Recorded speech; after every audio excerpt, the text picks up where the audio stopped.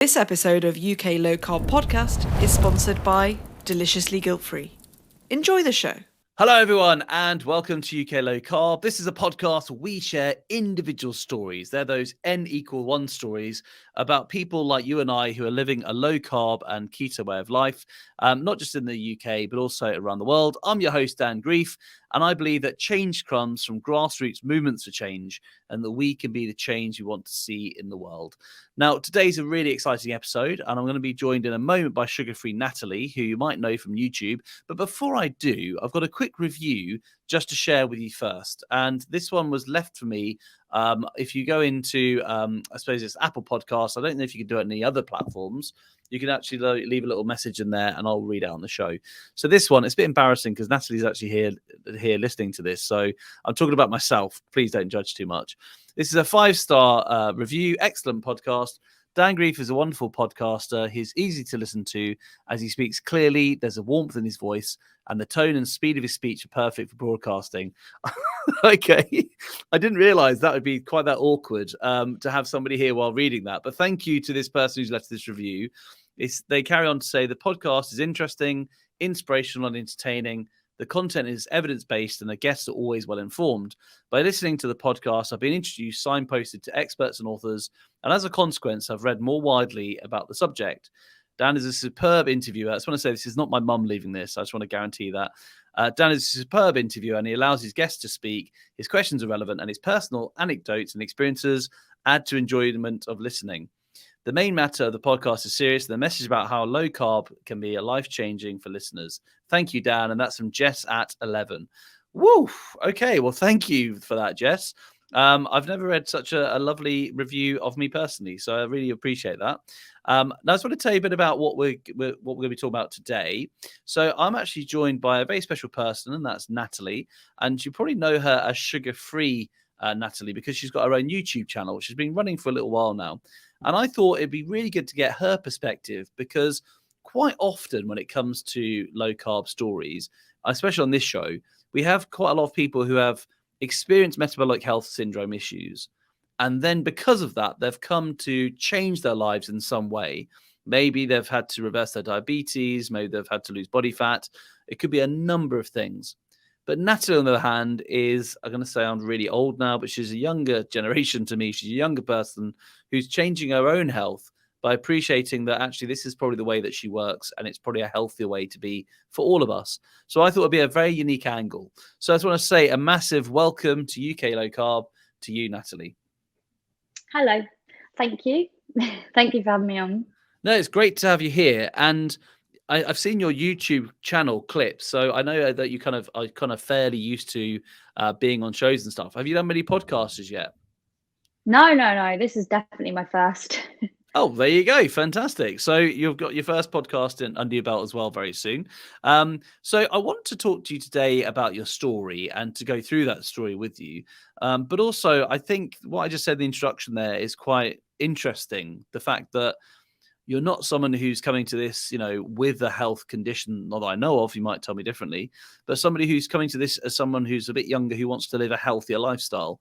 That gives me massive hope that people are starting, hopefully, to come around to this way of eating as something that is just the human diet that we should all be eating. Yeah, exactly. I think, like we spoke about before, a lot of people use it as a sort of last resort. And it actually can be a way of life. So it doesn't have to be once you're ill. It could be doing it before and preventing it. So yeah. So do you mind if I ask you a question? How old are you, Natalie? And second question, if you don't answer that, you don't have to. Second question, how many friends and people do you know who are also experimenting, or is this still quite niche in your kind of social circles? So I'm 26. I'll be 27 in June. Mm-hmm. And I mean, a lot of people around me actually, my partner's uncle started this first, keto. And that's actually what influenced me. But then it sort of had a follow-on effect. So loads of my family started it, tried it. A lot of them still do it. And in my age group, I don't actually think there's anyone else that does it. But So I it's still have quite a niche obviously, thing then. It's not like veganism yeah, where, I could sort of name 3 or 4 people in my family quite quickly who are vegan. I suppose it's not quite there yeah, yet, is same. it? Yeah. So it's like No, early days I have maybe. tried. I have tried to, suggest it to friends and things like that, but I thought you were yeah, gonna say you've tried veganism then. I was like, that would be a great conversation. no, no. It's funny because I was actually sort of heading that way before I tried keto, and it's Ah. funny because I'm quite the opposite now. That is quite often the case, I find, that people, a lot of people are trying veganism because they hear it's healthy for them. They don't necessarily know the science or, just the simple question, why is it healthier? They don't know the answer to that.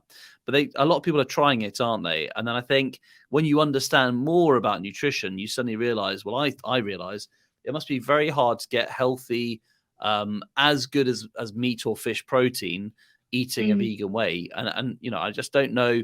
I've never had an argument as yet to convince me otherwise. And it's just an argument. I don't feel a personal connection to low carb or keto or to veganism at all. It's about the science for me and about what works and what makes sense. And I think that's where food conversations break down sometimes because they become tribal or they become emotive. And yeah, that's annoying, isn't it? If annoying yeah, at best and a bit more than that at worst. Um, yeah. yeah. That's one thing with keto. I try not to be, too much like it's a cult. It's quite nice to be sort of more flexible and appreciate. Some people don't want to, cut out carbs, and some people enjoy, running on sugar, and that's their choice. Completely agree. And I think it is about choice. And so this show is all about people who might be listening now. They might be doing more strict keto. They might be doing low carb. They might not be doing anything like that at all, but just listening to try and work things out for themselves. And I just say, if anyone is listening now, wherever you are in your own journey, that's all fine. It should be an open place for conversation. And the Facebook group, the same as well, UK Low Carb. If you want to be in there and post about your food and it's got, even if you just eat a little bit of sugar, that's your choice. And I think that's what it's all about. If you understand how your body works, you make the right choices for you. We're all adult here, and it should be about being empowering. So let's dive into your story then, if we can. Can we just go back to, I always start in this sort of place. Growing up around food, what was your food like, and what sort of family culture around food do you come from? So I think I was brought up in a fairly balanced, healthy diet. Um, I know that my mum definitely avoided salt. That was like one thing. We didn't have a lot of salt or a lot of flavoring really in our foods. She kept it quite simple, but generally we ate sort of, I don't know how to describe it, just sort of like, your meat, your veg, and your potatoes, something like that. So not terribly bad at all. But as I got older, I sort of tried to be more health conscious, and I leant towards things like eating oats in the morning, porridge, and it sort of got to the point where I realised every time I ate, I was never really that full. And I'm quite a petite person. I'm quite small, and a lot of people would say you've really got a really big appetite, because I would eat and I could have this massive plate of food, and actually I wasn't really full. I could just keep going.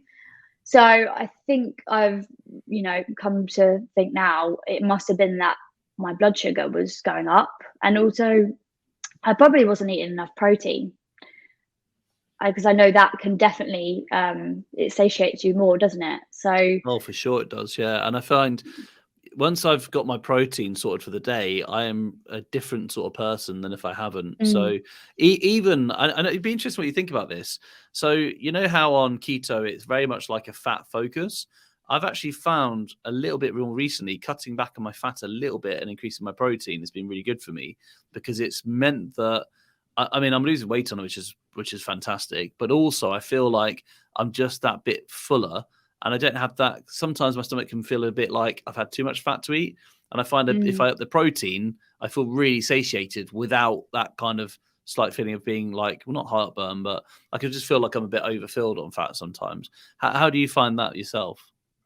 Yeah, it's funny you say that actually, because that is what I preach. I do think that with keto, it doesn't have to be high fat. It can be moderate fat. Yeah. Um, I think initially it's good to start with high fat to kind of get over the fat fear, obviously to help your body adapt. And then after that, it is really important to up your protein. And I did exactly what you did. And I found it was easier weight wise. I felt better. And as you said, I felt more full. So yeah, I do try and sort of suggest that to people, if they ask me. I think it's a good sort of transition to start lowering the fat, and you feel just as good. Yeah, well, that's amazing. If that's coming from you, and you said that you were someone who could never get full on carbohydrate, but now you are filled up on protein, that's brilliant, isn't it? Because, I mean, your life has changed from probably being, I mean, I'm not saying you're miserable when you're hungry. However, No. being hungry is not a nice state to be in, is it? You No. just, it's a state of stress, really, for your body. So if you can have your meal and you're sorted, then you don't even think then about meals. You're just fine, aren't you? And I think most of us, if we're eating the Western diet, we're probably on a treadmill, knowing full well that we're going to be feeling sleepy after the sugar sort of spike and crash, and we're going to be feeling hungry pretty soon, thinking about the next meal. And I think back to myself a few years ago, and I was enslaved. I was basically somebody who was thinking about the next meal all the time. Like, oh, it's You've breakfast. taken the words right out of my mouth. Yeah. I'll let you have your interview, because I realize I'm doing my own interview here about myself. But but you can relate to that, right? Tell me your story then. Go on. No, yeah, exactly what you just said. I thought that was normal, that you, at any given time, you'd be thinking about food. You'd be thinking about when can you eat next, what can you eat next, and literally it would be overtaking your thoughts in so many ways. And I just thought that was normal. And when I did keto, I just couldn't believe, almost instantly, it does really, suppress your appetite. And my brain was clear. I could think about other things. Yeah. So Yeah. But then, let's look at animals. So the ones that are eating all the time, like a mouse or something, or even a bigger animal like a cow, they are the ones that live on carbs, aren't they? They are chewing grass all day long. They're trying to get access to fruit. I mean, birds are, unless they're eating worms or something, I suppose, they're eating fruit all the time. They're always trying to find their food. The ones that are carnivore, which get the protein that they need, they don't do that. And they're not eating all the time. They're not grazing continually. And so I think that's exactly it, isn't it? If you're eating a carby diet, you become a grazer because you have to keep the energy going. Whereas if you get rid of that and you eat the more protein and healthier fat, suddenly you don't feel the hunger's there. You don't feel the need to keep eating. So yesterday, I actually like slow cook meat down, and then on a Sunday, and then I have it as stews throughout the week for my lunch. And yesterday I had that maybe 3 PM, my first meal. And then in the evening, I was so full, I just couldn't eat. I was like, I don't want to, because I've got a really healthy, full feeling. But I know if I had more food, but sandwiches and a bowl of rice or something, I'd be like ravenous by 5 PM, let alone 7 or 8, It's just depressing, isn't it? But that's how most of us are living right now. Yeah. And so many people don't realize that isn't normal. And how many of us are just living off straight carbohydrates. They're not getting any protein, they're not getting any decent fat with quality nutrients in them, and they just think that's normal to be hungry all the time and dissatisfied, basically. Yeah, exactly. So let's go back then to when you said you were eating porridge and whole grains and that sort of thing. And you said earlier on as well that you started leaning slightly towards veganism at first, right? Do you want to tell us about that, and how old were you at the time, and how did you get influenced in that way? Yeah, so I think I was about, maybe must have been about 19, 20. And I sort of followed the health thing, but not majorly. I just sort of followed the headlines and things like that. And they say red meat is bad for you, so I started to cut that down. And then I sort of started to think, well, if red meat is bad for you, maybe I should be vegan, and started using those substitutes a little bit here and there. And then it was, as I said earlier, it was actually my partner Liam's uncle. I remember he came over and he said, I feel great, I'm on this diet and I've lost loads of weight, and I can't tell you how much energy I have.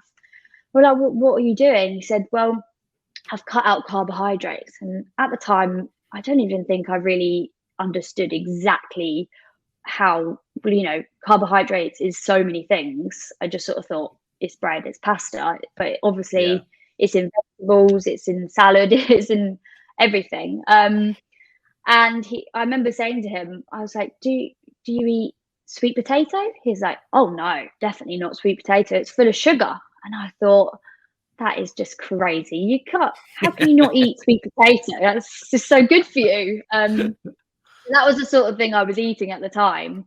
And then a little while later, I would say I think it was in the world of YouTube, to be honest. And I started to explore fasting, intermittent fasting.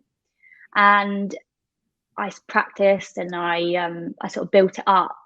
And then I learned that when you break your fast, you shouldn't really break it with anything carb heavy or anything sugary, because then you're going from lowering your insulin, lowering your blood sugar, and then suddenly having this massive spike, which isn't good. Yeah. And I guess it was from then, and also feeling good during the fasts, a different sort of energy and clarity, like, you know, a lot of people do say that. Then yeah, I realized that maybe I should start cutting carbs back. So when I broke my fast, I was eating eggs and asparagus or something like that, and I just felt really good. And then I think the next step was that I found out, I haven't particularly looked this up since, but I heard that at any given time we should only really have about a teaspoon of sugar in our bloodstream, because anything it's more than 4 that, grams, isn't it? It's a tiny yeah. amount, I think, and 5 grams. I might be wrong on the numbers because, you know, like I wasn't researched this myself recently, but I think 5 grams is diabetes and 4 grams, which is like just a little bit less than a teaspoon, is okay, but no more than, which is tiny amounts, aren't they? Yeah. And I thought, okay, well, I'll put it on my Fitness Pal, and I'll put 5 grams of sugar on there, and if I go over that, then, you know, that's not good. And instantly I was over the limit, because obviously there's so many hidden sugars and everything, and carbs actually is sugar. Yeah. So it was from there basically that I thought, I'm going to try this keto diet. I've heard that's basically what happens when you're fasting. You go into ketosis. So I gave it a go. And the funny thing is, I actually didn't tell my fiance. He didn't know. And I just thought, he's going to think I'm crazy. So I made us our dinners and I just took the carbs out of mine. And I so gave him does the rest. he? So he was having a carby like meal when you were having. I suppose it's probably like the same food, apart from you'd have had the potatoes added or the pasta added. Is that the difference? Yeah, so I was just making things where I could obviously take the carbs out. So he was having the mashed potato, and I would just not have the mash. And he actually didn't notice for like 2 whole weeks. And I felt great. I really did. I didn't know at the time about sort of like keto flu and things like that. But the first few days, a little bit rough. And then after that, I felt like really, really good. And then I told him what it was, and he's like, what are you doing? Why didn't you say anything? I just thought, you know, it was so unheard of then, to me anyway. It wasn't the normal, was it? So when was and this? then, Sorry, what year are we talking about roughly? so it was 2019. It was April. Okay. So yeah, I mean, three that's years what I noticed. ago. Every year it becomes a bit bigger, doesn't it? But if you go back in time, like I started on this like 2015, 2016, and that seems like a lifetime ago now. And people then were, I mean, it was very little known about it, really. It's just growing and growing every single year, isn't it? Yeah. And only took a little while until my partner, now he does it with me. So yeah, once he sort of saw the benefits, he had a go as well, and that's now what we do, you know, week to week. That's our lifestyle now. Fantastic. And I think being together on this journey really helps, doesn't it? Because I remember actually going back to March 2020 time. So when this podcast first started, there's a lady who got in touch, and she said that she wanted advice because she did the cooking in their family home, and her husband is like a real carb eater, and is a bit disparaging about the keto diet. And she was trying to cook for both of them, and it was quite hard to sort of have the carbs in front of her all the time.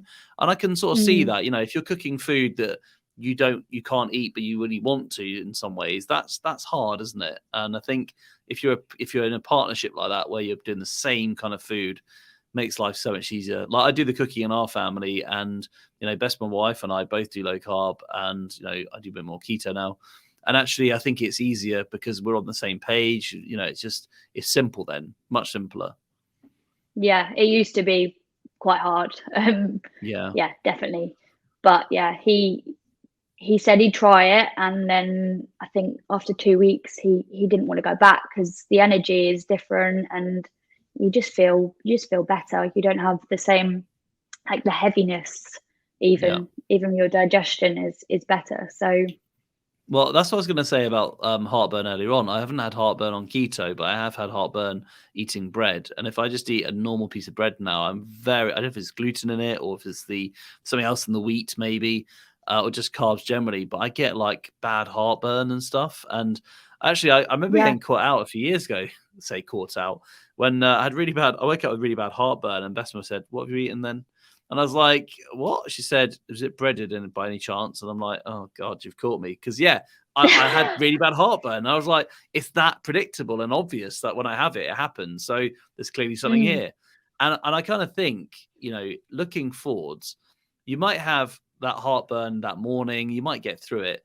But if it's a chronic thing for the next 20, 30, 40 years, what's that doing to you? It might seem like quite minor in the day, but every day for years and years and years and years, you just have to ask yourself, what's the impact going to be? Does it cause, I'm racing ahead here, but for instance, is there like a link with cancer and eating these foods? I mean, there are definitely some cancers. Are there other sort of health factors that are going to be going wrong in the future? And you just think it's just heartburn every day, but actually you're doing a little bit of damage on a chronic basis, which after a while is going to really add up, isn't it? Yeah, well, like the acidity in your stomach and obviously your gut health, that's going to be getting impacted by that. And did I say I actually used to have heartburn, or did you just say that? No, I didn't know you had heartburn. So you had that too, did you? Yeah, I did used to have that. And again, you just think that's just normal. You just get heartburn sometimes, but it used to be really quite bad. I used to carry Rennies around with me, but that's not getting to the root cause of it, is it? It's just covering it up. I have so many friends in my age group who say, "Oh, I get heartburn," and I do say, "Well, it's probably the carbohydrates, probably like the processed carbohydrates," and it's up to them what they want to do. But so 26-year-olds go around with heartburn, and isn't that sad? So that's a long time to go and a lifetime of heartburn, isn't it? Not knowing what to do about it. So in that case, then I want to just go back to your fasting, if I may, because I thought it was interesting what you said there about when you started doing fasting, because it seems like many people, I think I could be wrong, but I think many people pick up fasting after they've tried keto for a while. So they get into low carb keto and then they realize they're not as hungry. And so the fasting becomes very easy. But I just want to recap. Did you say you started fasting first from carb eating? Is that right? Yeah. So I had to build it up because obviously when you initially do it and you're running off of carbs, then your blood sugar can drop and it can not be the most pleasant thing. But I started slowly and I built it up, and I probably wasn't maybe doing 12 hours even, but I used to love breakfast. So it was quite a big thing for me to push that back. And so I guess that was my first sort of try of being in ketosis. So started with that. And I remember I used to do workouts fasted.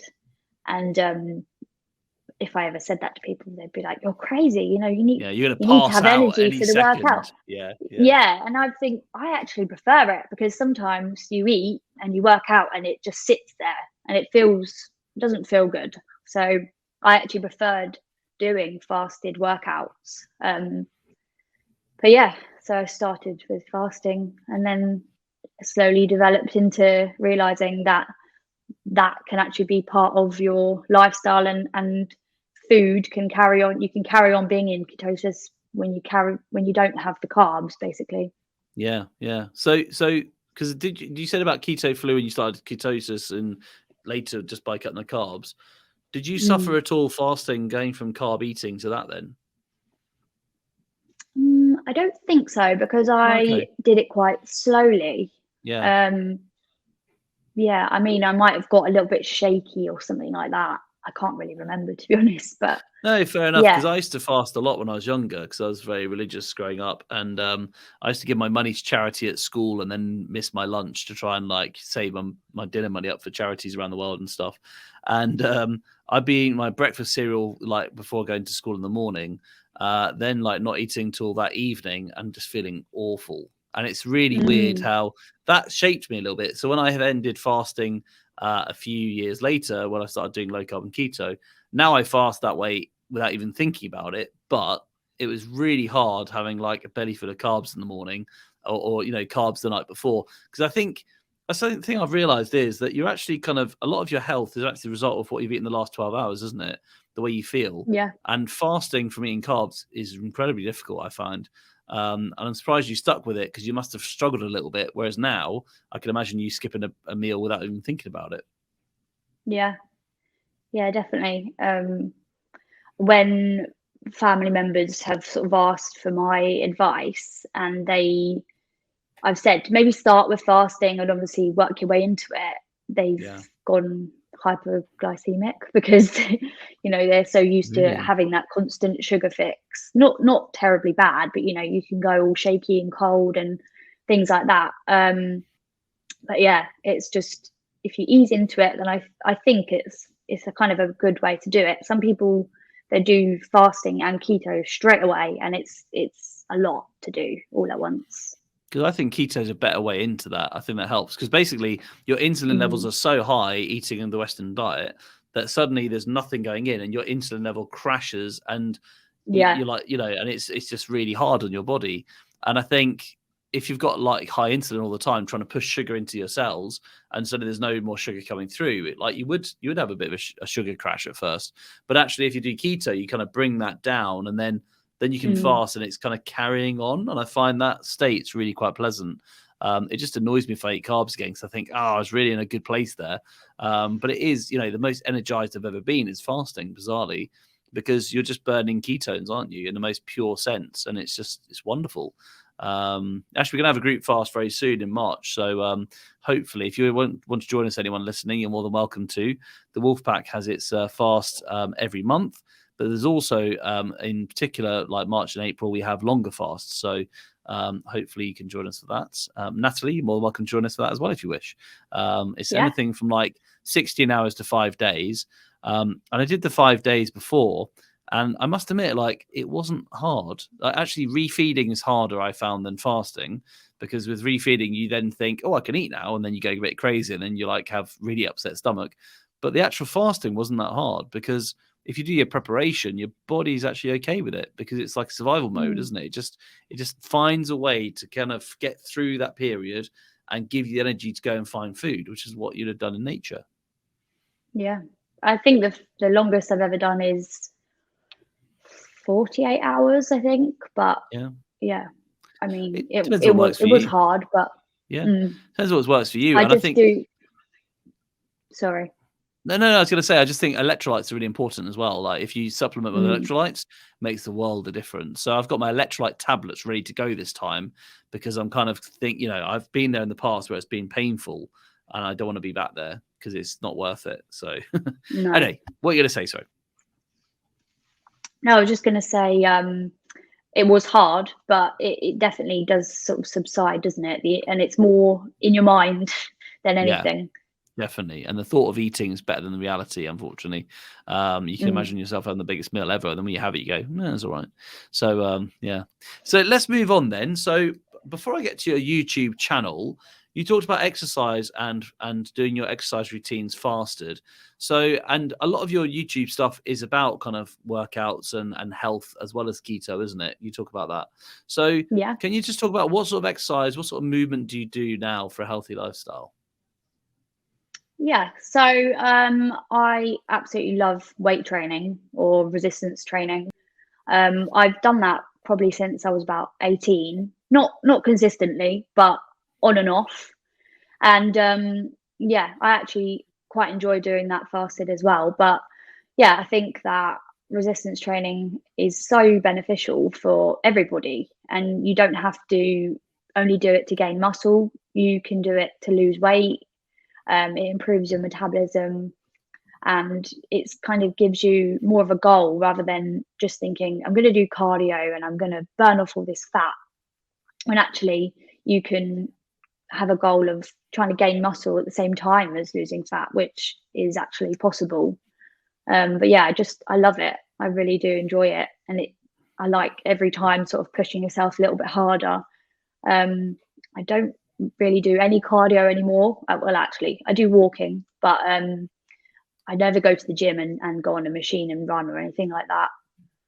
Yeah, love that. And you know what? I think if you look at human evolution, I mean, look at animals. Animals generally aren't running all the time. I mean, they have to run to go and get their food if they're killing their prey, or they have to run to not be food.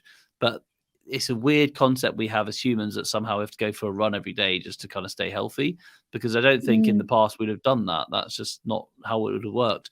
We would have been lifting things, though. We would have been like manually active and moving, of course, probably more than we are in a sedentary sort of lifestyle now. So I think that's really important. But I was going to say, because I love resistance training as well, and I was going to ask you, what kind of training do you do? Is it gym based? Is it at home? Can you talk through some of your techniques and things, or any tips for somebody who might be listening who might want to do some resistance training? Oh, goodness. Put you on the spot I now, do a mixture. Yeah, I mean, I'm not an expert by any means, but I do a little bit at home, but I have actually got like some heavy weights and stuff here. And I mainly go to the gym now. I just prefer going to the gym and obviously the equipment that they have.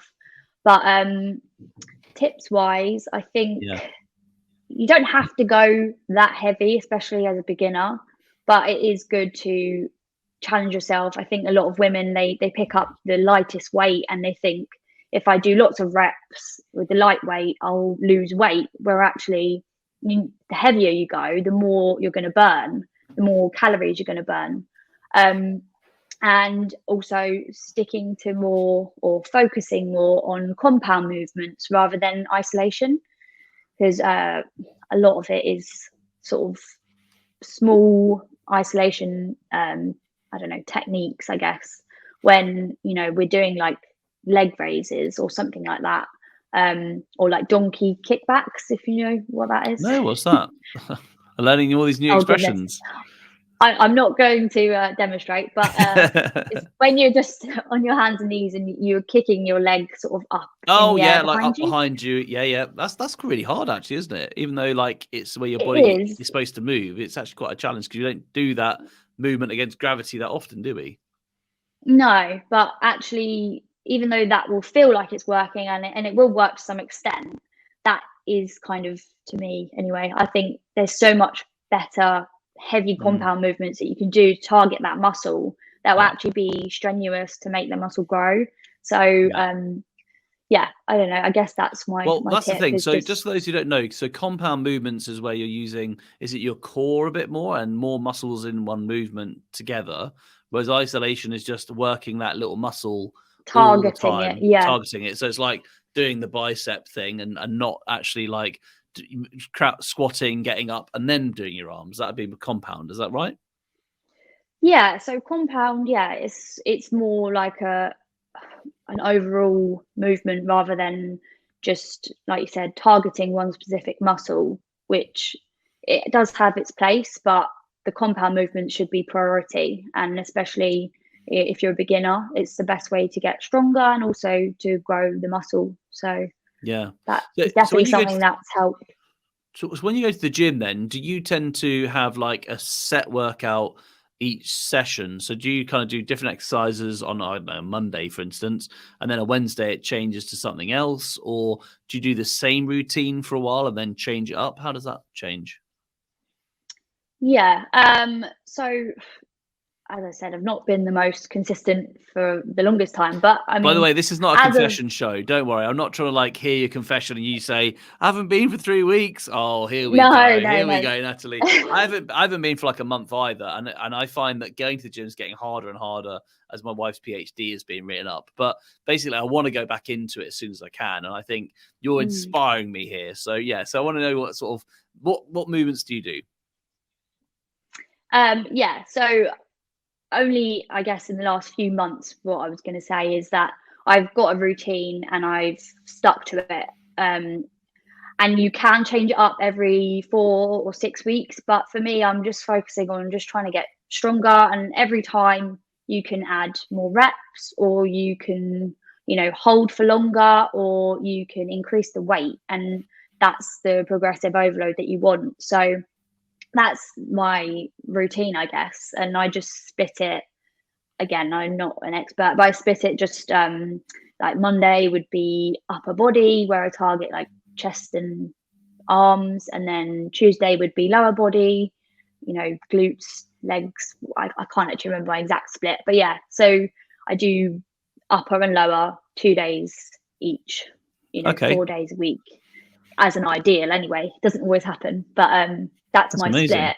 Yeah, that's great. And then I was just going to say, if I have the time, then I would like to do like some sprints, but they're very short. They're not, like you said about, ancestrally, we're not meant to just run and run and run, and especially every day. So if people are looking for cardio, I know sprinting is really beneficial.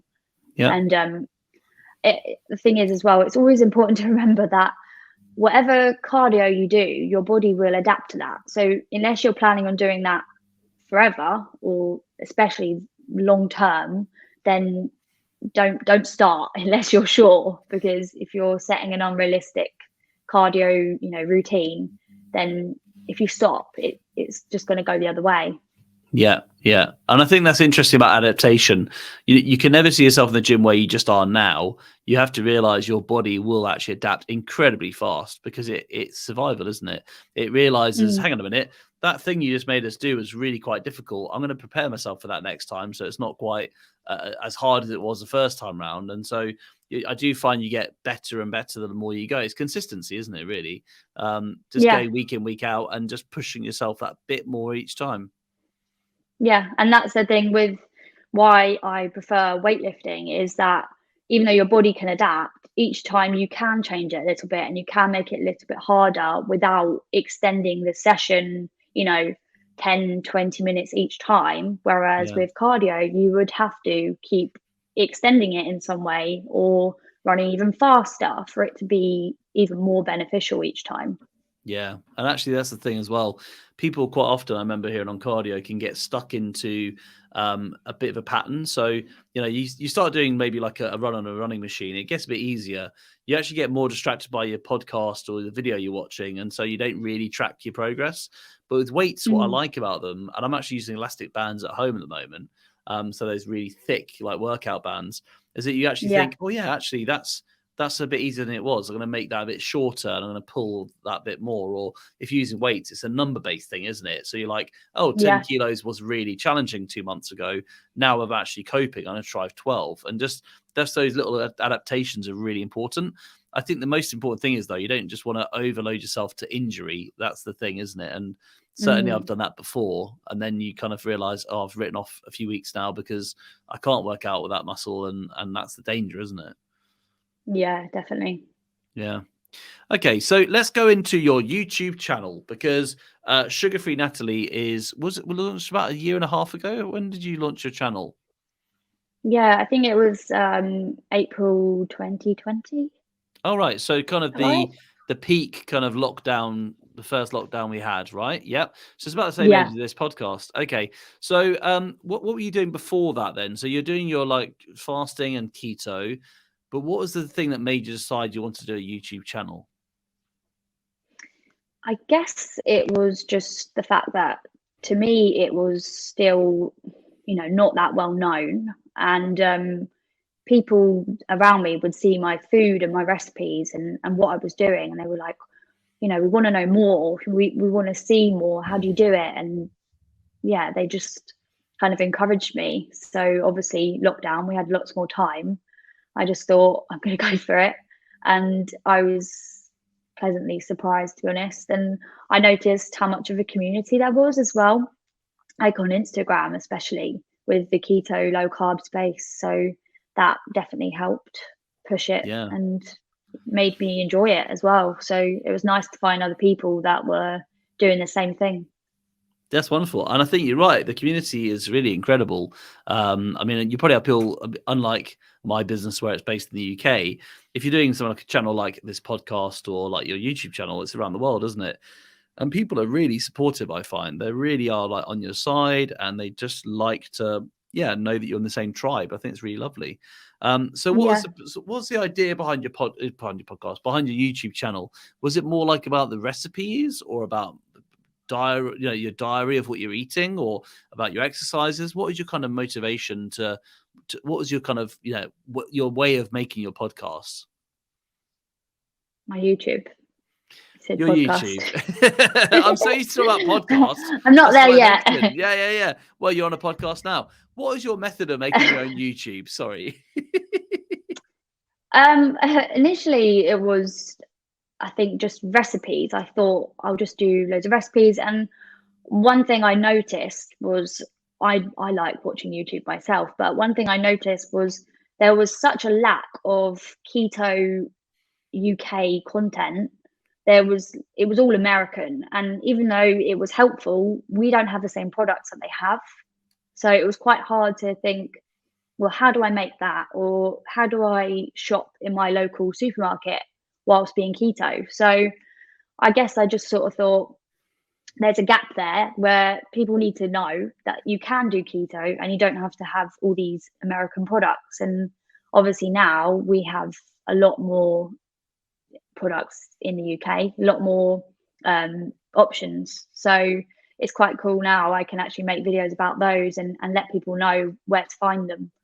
Yeah. But yeah, initially it was definitely just kind of like a recipe thing. And then I thought, actually, I don't want to just be about the food. I want it to kind of be about my journey and show people that just an everyday person can do keto, and you don't have to do it for weight loss. You could do it because it makes you feel better. And yeah, it doesn't have to be for, reversing anything. It can just be a way of life. Yeah. So can I ask you a question then? Because this is a question that I think we get asked a lot at Deliciously Guilt Free. I think it's one that people misunderstand. Can you explain net carbs? Because it's one of those things that I think we all have to embrace it for the first time, because it's not something you hear in like everyday life. Can you explain to people what you define as net carbs? Because it's something that we get asked all the time here. So yeah, net carbs is where you subtract the fiber from the total carbohydrate count. I know in the US that they don't subtract it, so they have to actually work it out. So on their labeling, it will just say the total carbs, and then it might say net carbs now. But yeah, in the UK, it's already worked out for us, which a lot of people don't realize, and a lot of people do make that mistake. But yeah, and also it can be the sugar alcohols as well, the polyols.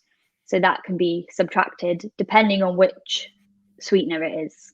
Some of them are definitely not subtractable. That's And exactly, that's because the other thing, right? It's also not that easy, because like xylitol, maltitol, and erythritol are all like sugar alcohols, but actually they all three have very different impacts on your blood sugar, don't they? yeah, and a lot of people, they think that this product is keto friendly when actually it's got maltitol in it, and you can't subtract that. So it's not as little carbs as we think. And the reason that we subtract it is because they actually aren't digestible. So they are fibrous. I can't think what the term is for it, but they're not undigestible fiber, basically. Insoluble, or So something that's like the that. one. Yeah. Yeah. So it passes through your gut without going in. So this is what we find sometimes, because we call them impact carbs at DGF, only because, like you said, net carbs is the fiber taken away, which is what they do in America. And in Britain, that's done anyway. So we call them impact carbs because then it's like, well, you're taking out the additional polyols. But sometimes you still get people saying, I can only have total carbs. And it's like, oh, I don't think they understand that you can't digest the sweetness. So actually, it's just like the fiber. And so I'll say to them, oh, do you then include fiber in your count as well? And they're like, what? And I think, yeah, it's really confusing, isn't it? It's like this is such a new type of food that people aren't really aware of it yet. And certainly the Food Standards Agency is kind of catching up to this, I think. Hopefully one day it'll be more obvious, but at the moment you have to effectively do it on your label yourself. Or the company, if it's a low carb keto company, will actually do it for you. But I think actually what I have noticed is reading food labels is so important, isn't it? Because you just get a sense of where the macros are and what they're filling their food with. Yeah. And unfortunately, so many companies are, trying to get in on the keto thing, and they're cutting corners and they're saying it's keto friendly when it's definitely not. It's full of things that you don't want to have. Yeah, exactly. In fact, I'm not going to say the name of this company because it'd be really remiss of me, but they're not a keto company anyway. But they make a brand with very, very low sugar.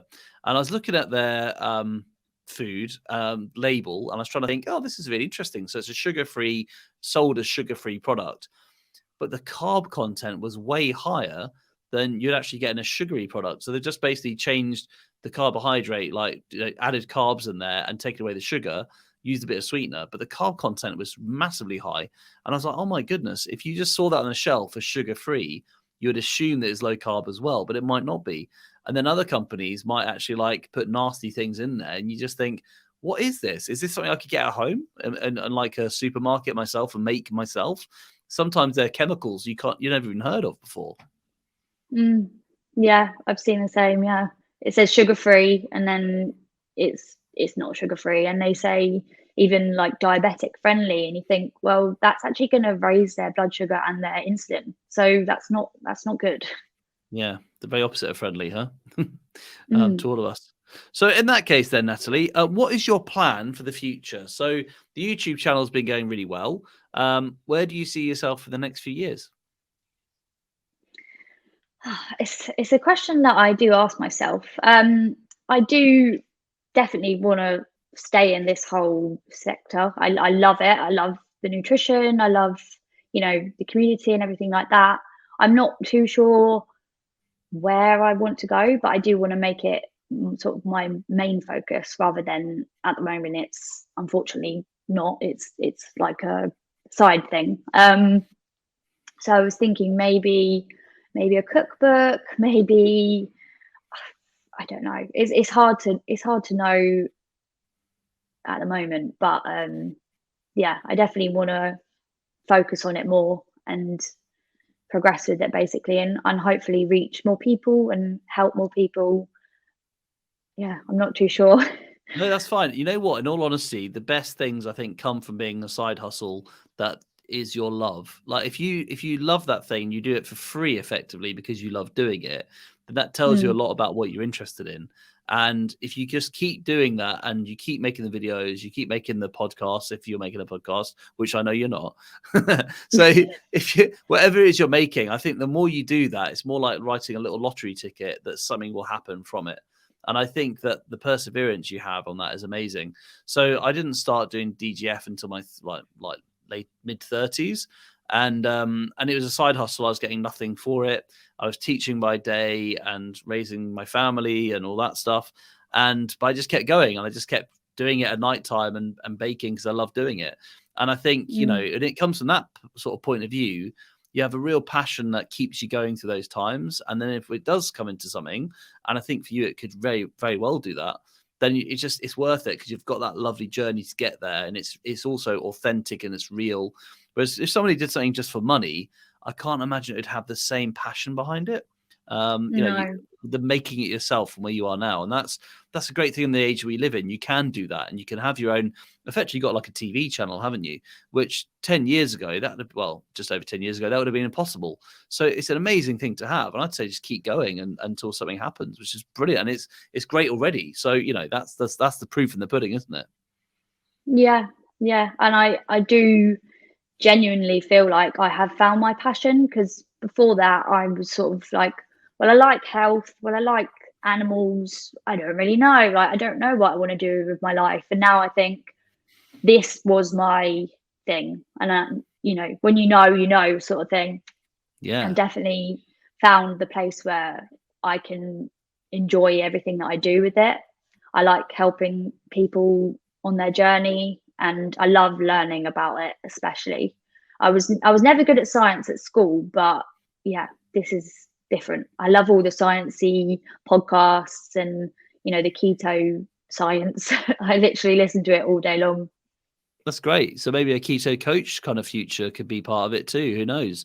That's the thing. I think it's exciting. And then I think if you look back to 2019, and as you said before, it was kind of a bit quiet back then. There wasn't so much online. You couldn't really find UK focused keto recipes and, converting it to our nutrition labels and whatnot. And look where we've come in a few years, like 3 years later, it's much bigger. So I also think it's exciting. The sooner you're in there, and you've started a few years ago now, the better it is because you're building up your reputation. More people will kind of find your stuff. And the great thing about YouTube and podcasts is that they're out there forever, aren't they? They're evergreen content. Yeah. So, the science doesn't change. The human body doesn't change. Maybe the food does change a little bit over time, but still the way you're going to work out your macros and how you work, that's all the same. And I think that's really exciting. So keep going, Nat. You've got this. Thanks. It's a healthy dose of morale there at the end. I hope that helps.